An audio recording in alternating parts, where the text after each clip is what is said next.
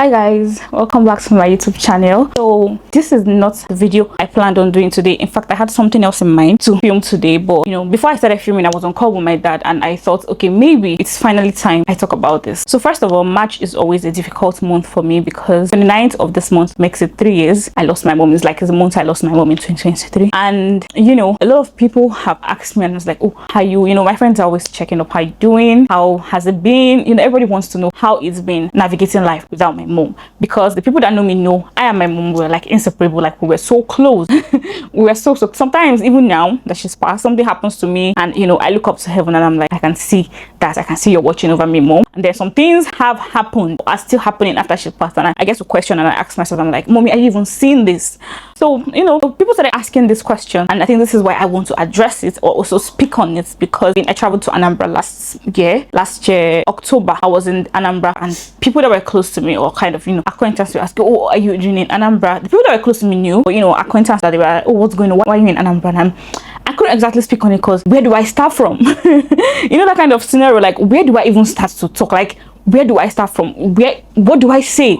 So I just show it up with, oh, this, But I think it's finally time. I think I'm grown enough to speak on it without breaking down and crying. The other day I was speaking with Uju and we were reminiscing about my mom and I didn't cry because I always cry. So before I get into details, I want to tell you people, please make memories with your parents. Take pictures. I know all of us want to we're so quick to want to leave home and be on our own. I promise you people one thing. We speak about, I and my dad, we speak about this all the time, and my dad is always like, if mommy was alive, you won't be on your own. I said, I know, I know it so well that I would definitely not be living on my own. I'm the kind of person that even if I moved out of the house, I would still be going back home. In fact, I would move out and you still find me at home 5 times out of 7 times in a week. That is how much of a home person I am. But what sustained me, or what has been sustaining me, is being able to go back and watch videos that I made with my mom, listen to voice notes. See, I think there was a time I almost lost my WhatsApp conversation with my mom. I almost crashed out, because her voices were a lot there, and I go back, I listen to these things, some of her prayers, and it keeps me going. So tiny advice I'm giving you people, please make memories with your parents. They're not going to be here with us forever. Unfortunately, mine left me earlier than I expected, but it is what it is. So let me go into this. It's a whole lot of details, and I didn't want to speak on this thing because I didn't want to put my family out there. I didn't want to put myself out there. I didn't want to put my father out there. I didn't want to give people the opportunity to judge my family, speak on my family. I'm still not even going to go into details, full details. Unfortunately, I won't do that because, like I said, I didn't want to go into full detail. But I'm just going to give you guys surface level. From surface level, it's still such a terrible situation, but let's get into it. So my mom passed. She had ovarian cancer, and it was, we found out about that very late. And when we had found out, it was already too late. There was nothing we could do. Now I know some of you are going to be like, oh, wearing the signs there and a whole lot of that. And if you know my mom, you would know that she was pretty stubborn. She's the kind of person that even if she was going through hell, she would never speak up. So I think when I started telling her, oh, we need to get to the hospital, was when she physically started to lose weight, drastically. I see my mom was losing 10 kg every day, 10 kg every day. So I begging her, oh, we have to go to the hospital. She was still telling me, oh, she's fine, it's nothing. She was covering it with, oh, I'm fasting, I'm doing this, I'm doing that. So I wish I had forced her. In fact, I wish I had bundled her out of the house and maybe she would still be alive. But I would like to believe that it was how God willed it. Now let me just fast forward, then I'll be back. Some people have asked me, oh, so me, Tiwa, when is your mom's funeral? Unfortunately, my mom has been buried. I know it's going to come as a surprise to some of you guys. It came as a surprise to me too. Yeah, I said that. It came as a surprise to me too, and also to my dad. My mom has been buried, but we've not done the official funeral because the case surrounding her death and what happened after her death is still in court. So that's why we've not been able to do her funeral. Yeah, I know people are surprised. I know it's also a shock, and unfortunately it is my reality. It's what I have been living. So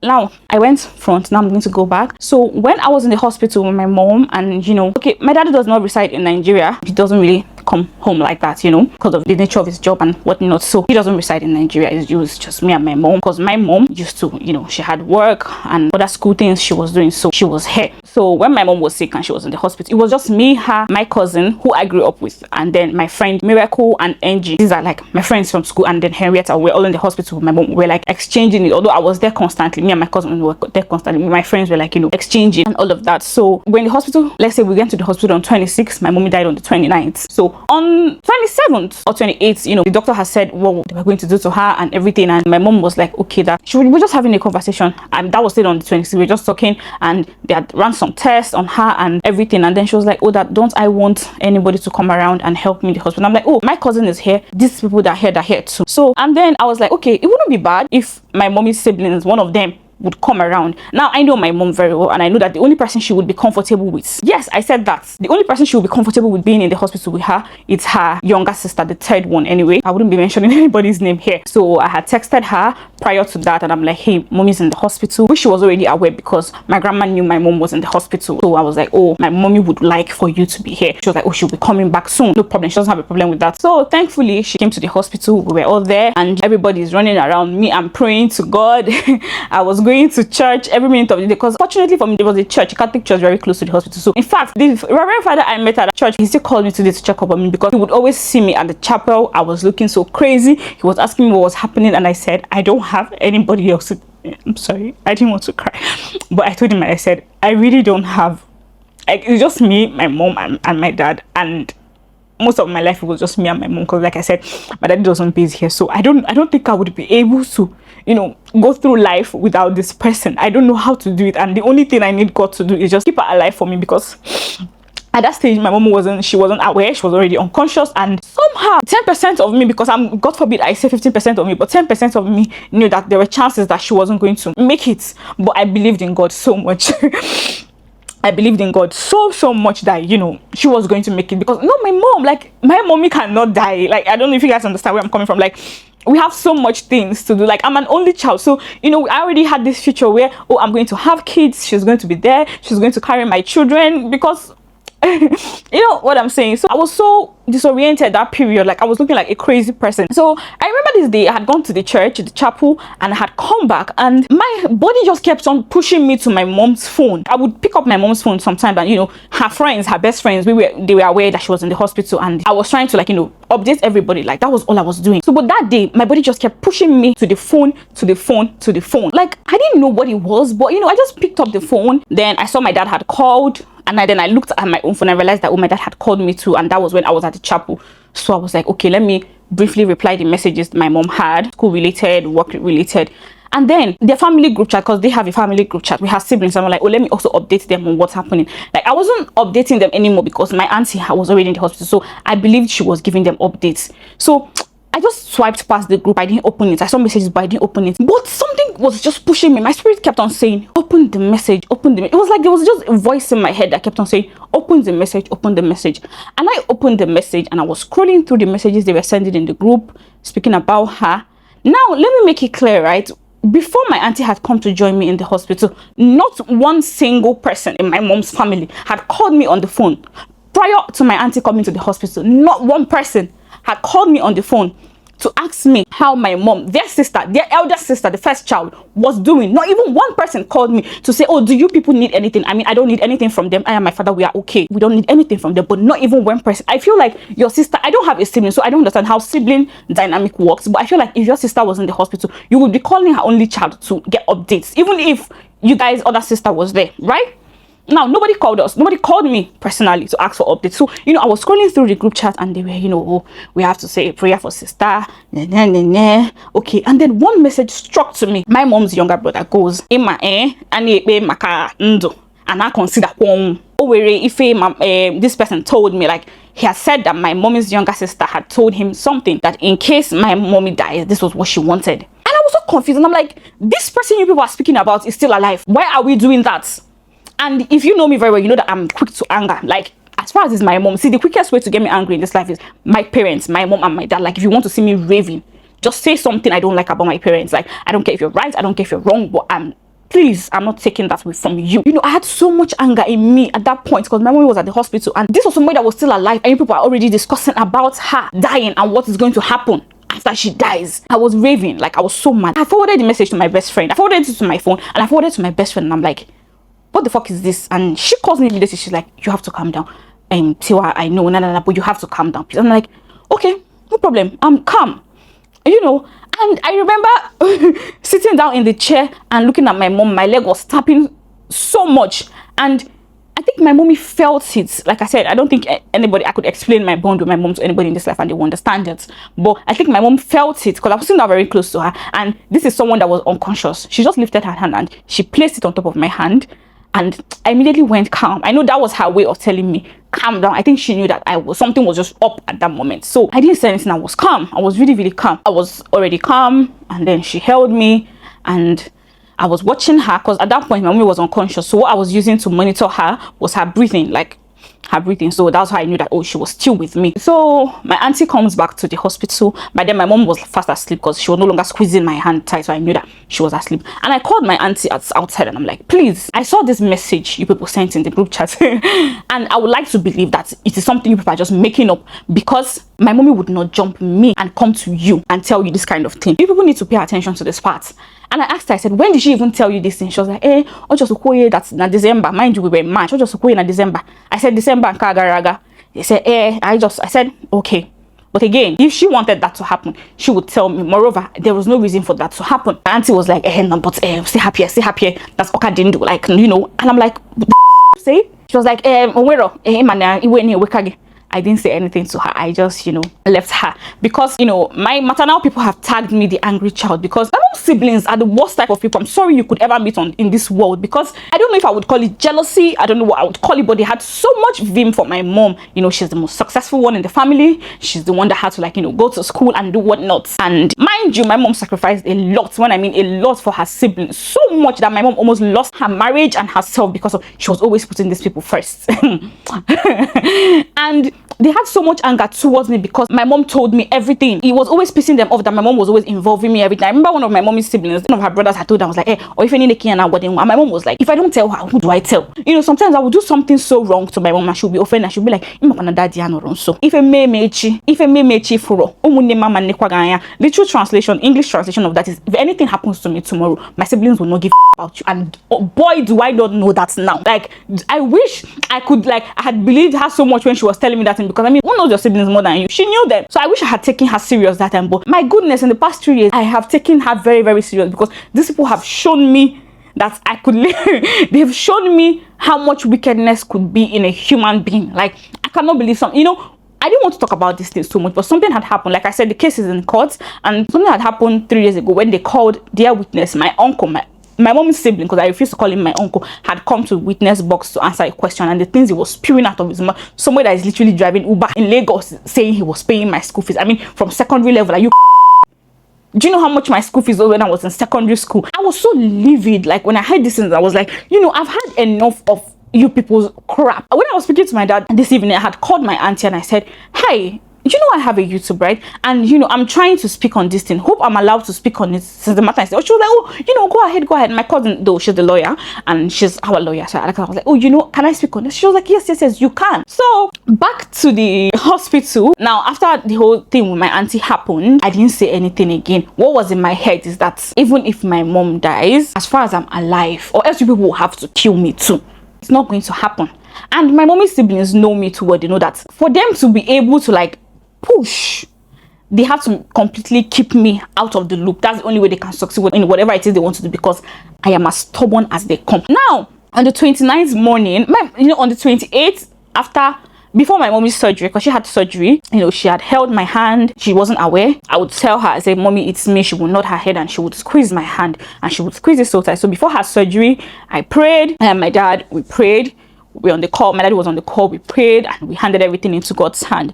But the doctor had called me and he said, I'm going to be honest with you, I don't know how it is. She's too weak for this surgery to be done, but we have to do it. That's the only way we can attempt to save her life. And I said, okay. I remember when they had given me the pen to sign the thing, because mind you, my daddy was not around at the moment. And nobody's expecting my mom to die, so so the doctor had given me the pen to sign, and my hands were shaking so much. And the doctor held my hand. He said, it's okay, you're going to be okay. I've forgotten the doctor's name, but I hope wherever he is, life is good to him, because he did try. So I remember before that day, and then before they wheeled my mom into the theater, her hands were literally going up, and the doctor was like, she's calling for you. And I came, and then she squeezed my hand again. And I went outside the hospital and had called my best friend on the phone, and I was crying, and I said, I don't know what I'm going to do. I don't know what I'm going to do. And then, you know, when she ends the call, she was like, okay, just be fine. And we were waiting for her to come out of the theater. My friend Angie was there, my cousin was there, and you know, she comes out of the theater. The doctor says, oh, it was successful and everything, so we just have to like wait for the results to get back so we know what we are doing. So she comes out, she was still unconscious, and then she starts to get herself. Mind you, she was still like not speaking, and I was there, I was sitting down with her. She wakes up, she just turns, like she turns, she looks at me, she looks, my mommy has this thing where she smiles with the side of her mouth, so she lifts her mouth up, and you know, I just chuckled because I'm like, even when you're fighting for your life, you're still doing that, your small smirk and everything. So you know, I held her hand and I put the holy rosary in her hand, and you know, she squeezes my hand again, and we were just there, and I had slept off. My sister was in the hospital too, so we're all there, and then I slept off. Then I woke up to her wheezing. She couldn't breathe. They had come, put oxygen and everything. So my cousin from my paternal home, I didn't give you guys a story with my I'm still going to come to there, but I need to explain the family dynamics for you people. So you know, my cousin from my paternal home comes. This is somebody I haven't seen in years. I didn't even know what he looked like, but he comes with his wife. They come to the hospital. They're like, okay, they came to see my mom. Everybody prayed, because that's all we had at that moment. Prayer, prayer, prayer. Everybody was praying. Everybody was praying. So my cousin leaves the hospital and the room, and you know, went to go and speak to the doctor, because I mean, he had to hear from the doctor. So he went to speak to the doctor. My phone started to ring, and you know, the room was quiet, so I didn't want to disturb. So I had gone outside. I don't think that they were aware that I was there. I had gone outside. My cousin was speaking to the doctor. The doctor was like that, oh, that her chances are not good at all. And then the doctor was like, oh, that's her child, right? My cousin was like, yes. And the doctor was like, oh, you guys have to hold her, because it's not going to be an easy journey. I've seen her with her mom. Sometimes I come inside the room, they're holding hands. It's not going to be an easy journey. And there I was just standing there. I even forgot the call I had to answer, and tears were just rolling down my eye, because in my head I'm like, okay, this can't happen. Like, it can't happen. So you know, I rushed back to the room immediately, and I just sat down very close to the bed. I put my head on the bed close to my mom, and I was like, so many things were going through my mind at that point, and I was like, God, please, this cannot be happening. Like, I was just 23, like I have never been apart from my mom. So you know, it was so weird to me. I was like, this can't be happening to me. Like, it can't be happening to me. I'm not saying I'm above losing a parent, no, but you know, get what I'm saying. So that night everybody goes, then the next morning we wake up, it was like the world was looking better. It was as if my mom even added on her face, her flesh was coming back, you know. So that morning, I think I was supposed to go back to school to like pick up a few things from my school lodge and come back, because I didn't even have clothes and anything anymore. But I was like, no, I needed to stay there. This was on the morning of 29th. I was like, I'm not going anywhere. So my cousin kept on saying, oh, let's go, let's go. And then even my mom self, that was not speaking, she just kept on doing her hand like this, as in Ngaba, I should go and do the thing and come back. But I was so stubborn. Like I said, I'm a very stubborn person. But you know, she kept on. When she kept on, then I went to the bed again. I was like, mommy, can just I'll be back very, very fast. I promise you guys. If you're close to somebody that is sick and they keep telling you to go, please don't go anywhere. They're about to leave you. So you know, I and my cousin, my cousin was even driving like a madman on the road that day, and then we drove back to my lodge. He took back to his own lodge, packed some dresses, because again, we've been there all this while, and then we ran back to the hospital. I was so cold in the car, mind you. The weather was so hot and I was so cold. Goosebumps were all over my body. My cousin was like, okay, why is there goosebumps on your body? And I looked at my body and I'm like, I don't know, I just have this weird feeling. He was like, oh, okay, hope you're good, Sha. Don't fall sick. Mommy is already sick, let's not go to ya, him and Maraya, all this kind of thing. We just joked, and the joke was not funny to me. Like, I didn't, looking back at it now, I you know, it made sense to me. So we get back to the hospital, we are entering the reception. The nurses that always like, oh, Malicha, you know, this kind of thing, they were never smiling with me again. They were just shaking their head. And I was climbing the staircase going upstairs. I was walking so slowly. My cousin was like, okay, oh, walk fast now, let's go.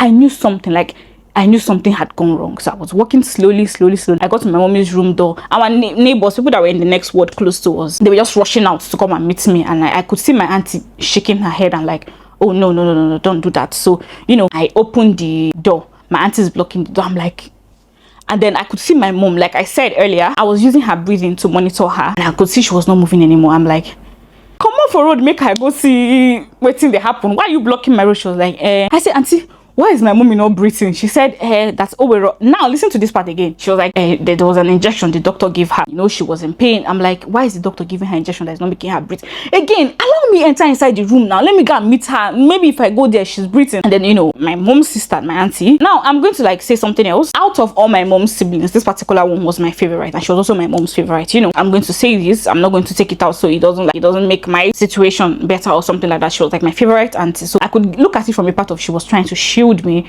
from the fact that my mom had already passed. So, you know, she was just trying to make up stories in her head, and I'm like, auntie, please, excuse me, let me pass. Turning my head to look back to find my cousin. Again, me and my cousin, we did grow up together, and he wasn't there anymore. And I'm like, okay, we are alone. And mind you, my auntie was still blocking the road, and I'm like, auntie, allow me, let me pass.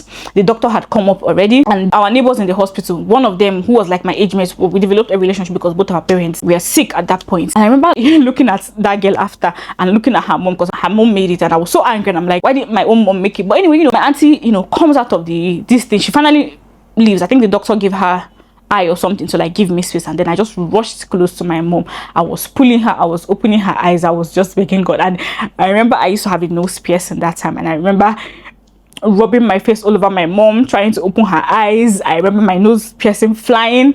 I remember I still have a mark from that. I remember hitting my head on the wall so much that I just wanted to go along with her. And you know, I just wanted to go. Like, I'm like, oh no, I can't do this. Like, there's no reality where my mom is not here with me, you know. So it didn't make sense. I was pushing and pushing. The doctor was holding me. I was crying.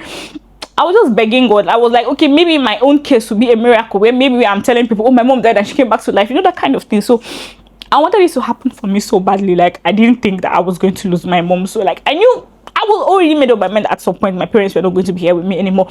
But so early, it's something that I did not see coming at all. Like, I didn't see it coming at all. So, you know, I was crying. I remember texting Uju and Kelechi and my friends, Henrietta, them. I was like, hi, you guys, mom is no longer here with us. So, and then I was sitting down, and then I started looking for my cousin. Again, we grew up together. I'm an only child, but you know, my cousin came, and then we grew up together. So my mom didn't want me to feel alone. So my cousin came, and then she literally trained the both of us. So he was like my best friend, or he is like my best friend. And I started looking for him because I know it was difficult. It's going to be more difficult on him because he had experienced loss before. He had lost his dad. So I said, and I knew the impact or the role my mom played in his life. So I started looking for him. I was looking like a mad woman in the hospital that day. I was like, where is Chiboy? Where is Chiboy? People should come and show me where Chiboy is. That's like my brother. Where is he? Where is he? Where is he? And I started looking, and I remember going to the room, one of the rooms that my mom was in before, and then I saw him there, and he was crying. Mind you, he was 24 at that point, and I was 23, and I had never seen him cry. Even when he lost his dad, I had never seen him cry. Chiboy is somebody that is so put together. So, and I saw him crying, and then we just sat down in the room my mom was in before. That was before they moved her up, and we just sat down there, and then he just tapped the chair for the bedside for me, and I sat down close to him, and he held my hand, and we just broke down crying. Like, we were crying so much that day. And I told him it was okay, we were going to be fine. I wish it was fine for me. I wish that I could tell you people that my life after my mom passed had been perfect, or I was going to have it so easy with the world. But I wish I could tell you guys that. But the people that were supposed to protect me became the weapon fashioned against me, all because of what I don't know. Like, I don't even know what to call it. I don't know what I can't come and say, oh, this is exactly what my mom did to them, or this was what happened. It all started with that my mom said she didn't want to be buried at my paternal home. Mind you, there's no issue between my parents. Like, I am so close to my mom that even the tiniest thing my daddy does to her, she comes to tell me. So there was no point where she met me and she said, oh, Daddy get married, this kind of thing, and I don't want to be married to him anymore. I don't want to be with him anymore. Again, maybe other people's parents or mothers would not tell, but my mother would tell me. That is how close we were. So, you know, she never mentioned that she didn't want to be buried. Her sister just spawned up that, and that was what I saw in the phone when my mom was still alive. That was what I saw in their group chat. So it really became a big problem, you know, because again, I didn't agree with it. It became a big problem.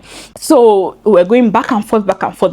I wish I could tell you people so much about my father, but I know everybody says their dad is the best dad in the world, but I am sorry, my father is the best dad in the world. And not only was he the best dad in the world, or is he the best dad in the world, rather, he was the best husband. My father did not joke with my mom. You know, my mom would always be like, this your dad is safe, only too quiet, eh? When they will need him to perform, he will not perform. He wants peace, you know, he wants calm, he likes let everybody be together. And you know, my maternal people knew this, and this was what they wrote on, that my father would always be like, KG, you want to make this thing, let's settle this thing. But the problem they had was me. They knew that, oh, this was not going to fly by me. They would always be like, are too stubborn, she's not going to agree. I'm going to go back and tell you guys something.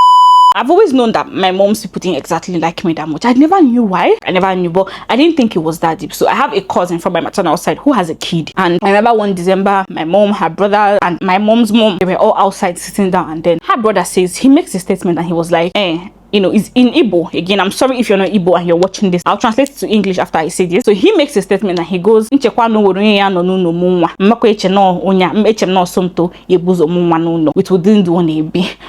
you, the lifestyle he said I was living, I wasn't even living it. Like, it's so crazy because, you know, when they see you're outspoken, you are not taking nonsense from anybody, you're being tagged the black child or everything. And you guys, what he said was, if he thought anybody was going to have a baby in the family, like without getting married, it wasn't going to be my cousin, the one who had given birth. He thought it was going to be me, as far I'm the bad egg of the family. That was what he said. And my mom got so pissed and was like, which means since she didn't give birth, go and get her pregnant so she would give birth. And it became an issue, and my mom and him went back and forth, and it ended there. And I remember my mom came inside the room that day and she told me, this is where the anger comes from. My mom told me everything. So and I just laughed it off in my head. I'm like, whatever. Now let me stop here and give you people the dynamic I had with my paternal people. So, you know, everybody has this intuition, oh, your father's part of the family is the bad side of the family, wicked uncles, wicked dad. Fortunately for you people, it might be true, but unfortunately for me, my father's people are the best things to ever happen to me since my mom passed, because that is when I had to break and start getting to know these people. Now, I know some of you might come and be like, say, oh, your dad is still alive. Maybe that's why you've not seen their own part. And maybe,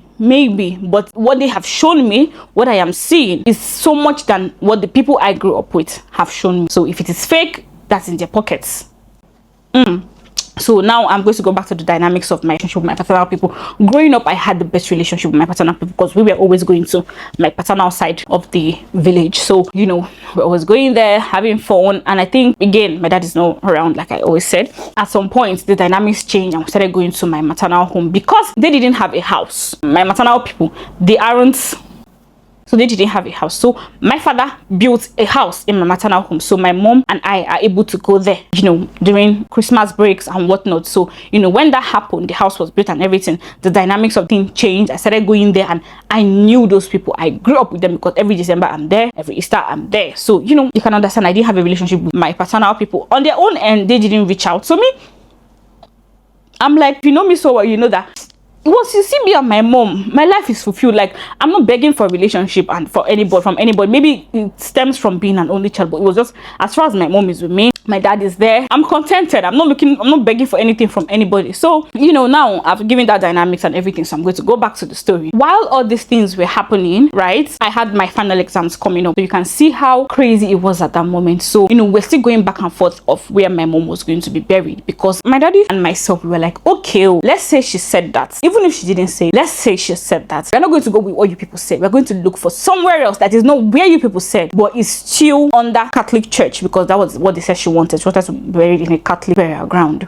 That was what they said. She said that she didn't want to be buried in my paternal home. So my dad and I were like, okay, so this is what we're going to do. We're going to have to speak to the priests, the bishops, somewhere else. Let it just be that everybody has come to a common ground. These people refused. They were like, oh, sister, mind you, when all these things were happening, I kept on saying, she didn't tell me this thing. In fact, how did she even know she was going to die? Let's even start from that one. How did she know she was going to die and she's come to come and tell people this thing? Like, are you people insane? I was so mad that period. Like, I was insulting everybody, left, right, center. I don't take bullshit from anybody. None of my friends were having it. Kelechi was so mad.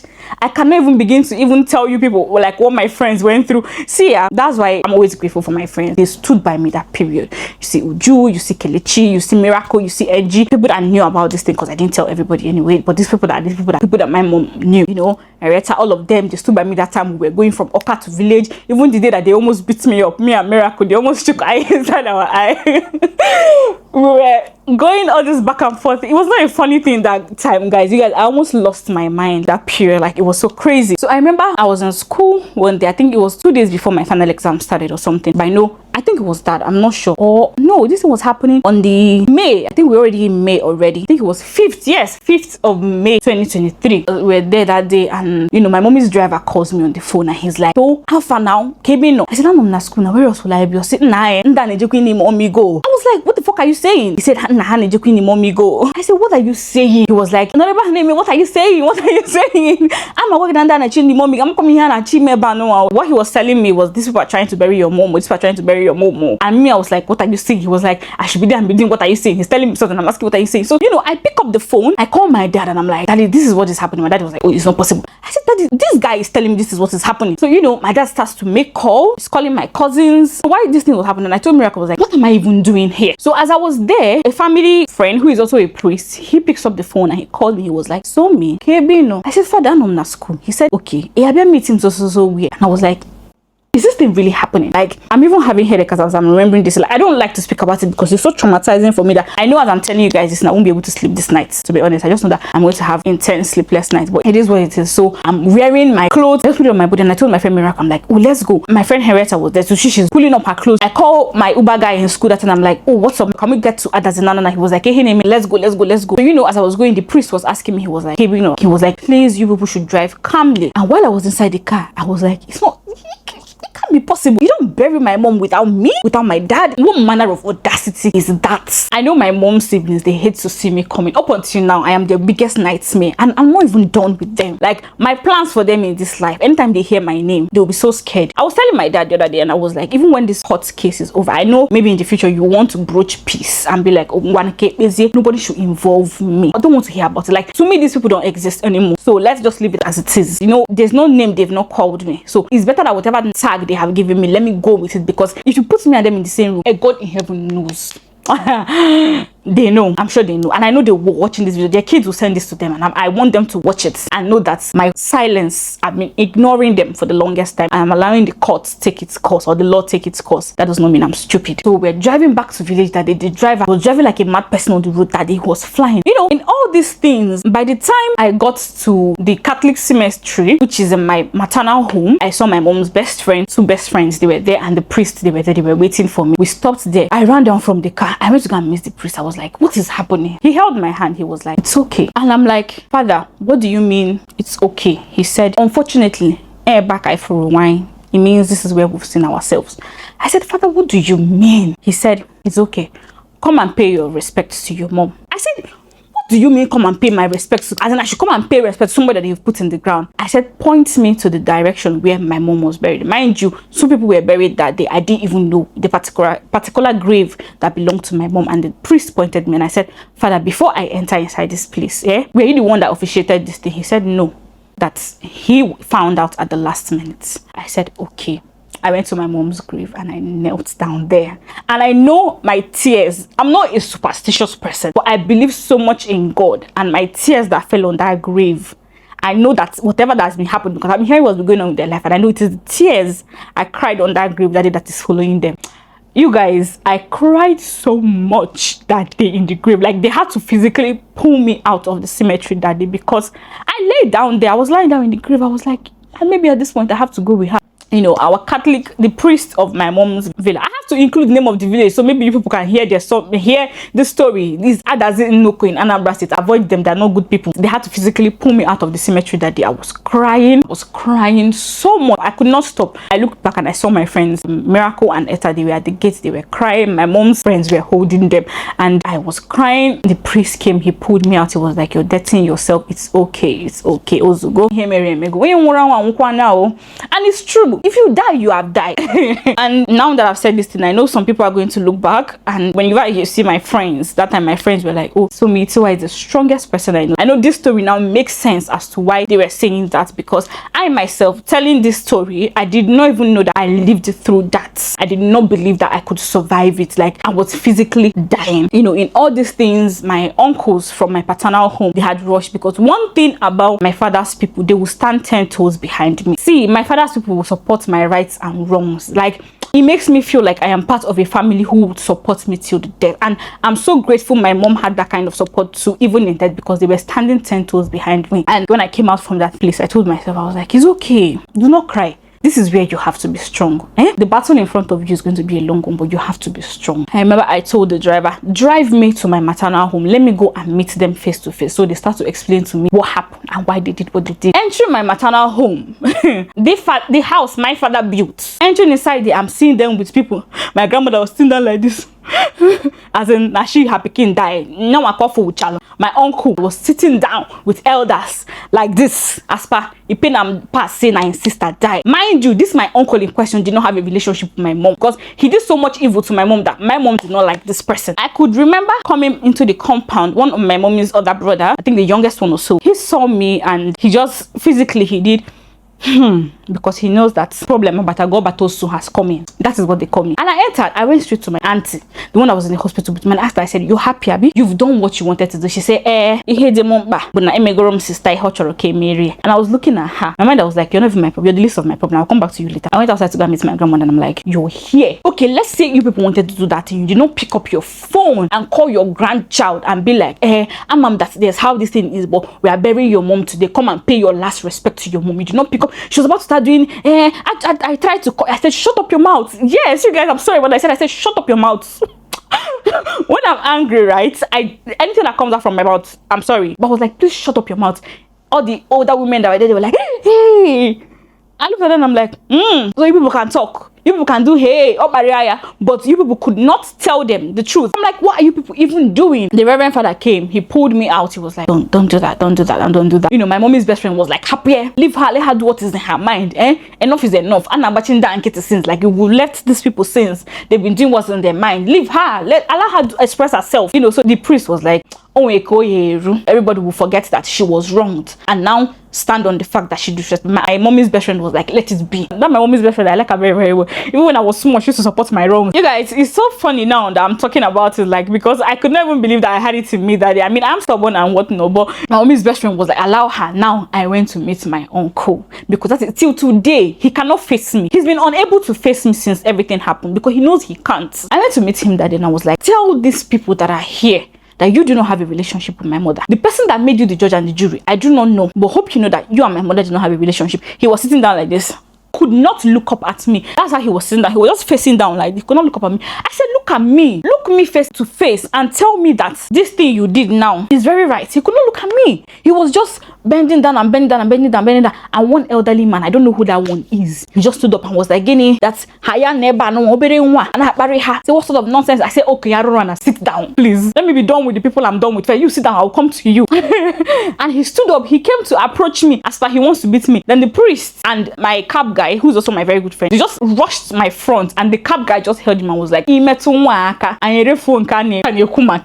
we would come to you, which means if you touch this girl, we'll leave the one we're talking about and we'll talk about you. I faced my uncle back. Nothing I did not tell him that day. I told my mommy's siblings, I said, every single one of you would die. Unfortunately for you people, I'll be alive. But I promise you people one thing, as you people did not allow me, I am saying it and I keep saying this. When I said it, everybody was like, hey, and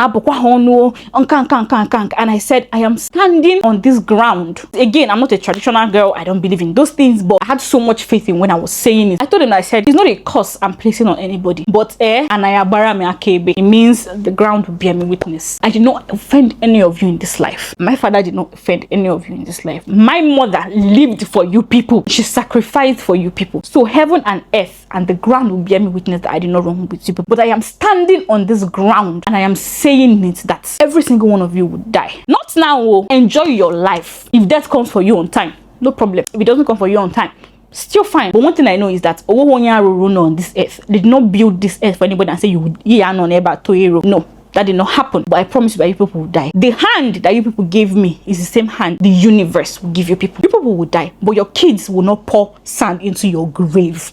to tell you goodbye. I am promised. How else? The God I serve is not a living God. It's not a curse. If you're very well aware of Igbo tradition, you know that as an Ada, they denied me of so many things. I couldn't pay the last respect to my mom.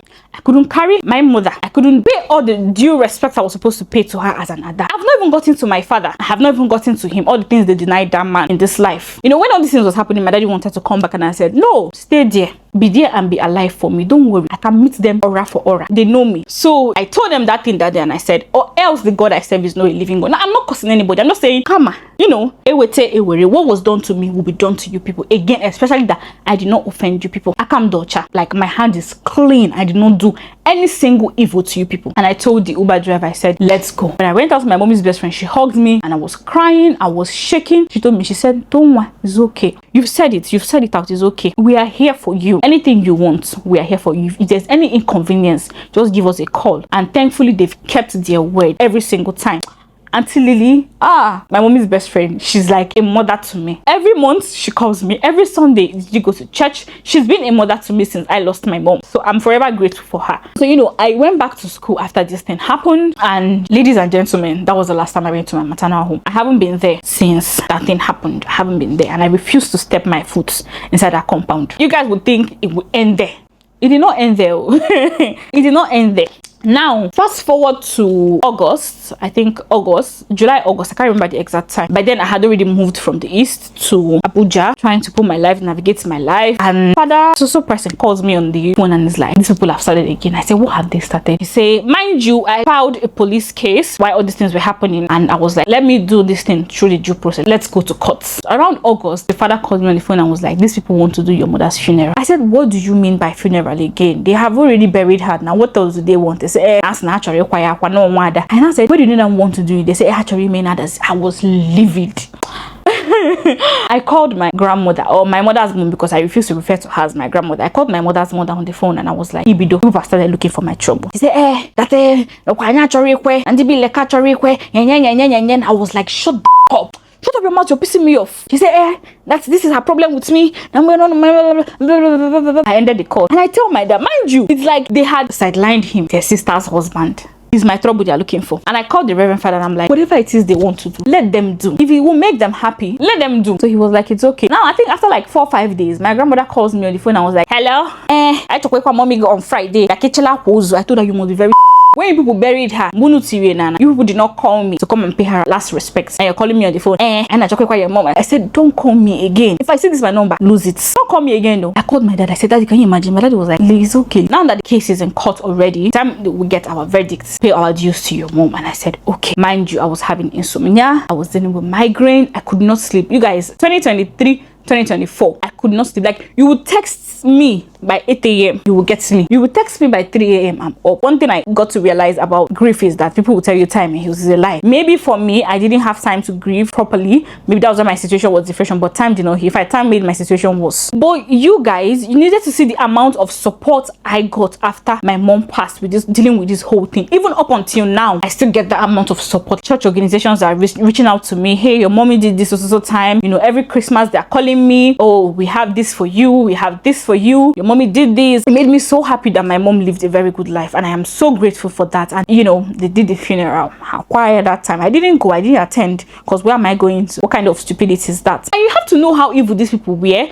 When they buried my mom, there was no priest there. They used catechist, because no priest wanted to do it, because they knew that what they were doing was wrong. Even the priest told them, I was like, come on, doing this thing people are doing. She has a child. She has a husband. What are you people doing? You have to know how stubborn a family is to do this thing together. You people, it did not end there. After the funeral, life was good. All the going to said, life was as good as it could get. For me, I was struggling so badly, you know. The only person, like, the outside of my friends that knew I was struggling was Father Mike, so he would always call me. And I remember the day I had moved into my apartment, like I said, he called me, we prayed, we spoke at length. And after we had prayed and, you know, he blessed my home, I had called my dad and I said, we are going to be okay. We have to be okay. And my dad was like, yeah, you know. And then I had gotten a help, like, you know, that period, someone that was coming to my house. It was so funny because some days this girl will come to work, she'll come to the work, she'll see me lying down in the parlor. Some days she'll come to work, she'll see me on the floor. Me myself, I'll go to bed. Sometimes I'll wake up on the floor. I was struggling, I was choking in my house. I was so depressed. Sometimes I will cry to bed asking God, why did my mom leave me? I wouldn't be struggling if this woman was here. It was such a struggle for me, and I'm not even trying to like, you know, convince anybody, but you need God in your life for so many things. So I was able to like deal with anger first of all, because I was angry at God. I was also angry at my mom for leaving me and having to go through the bullshit and the bull crap with her siblings. So I'm just happy at where I am. Unfortunately, what made me make this video was because there was a court case. They had their own court thing a few days ago, and I had heard some of it because there was a recording that was sent to me. I had listened to it, and it brought up so much anger in me because these people are the way they're lying in court there. But I'm so happy that they don't have evidence to back it up, because even the judge has asked them, I said, do you have any evidence to back this thing up? And they're like, no. And the judge is like,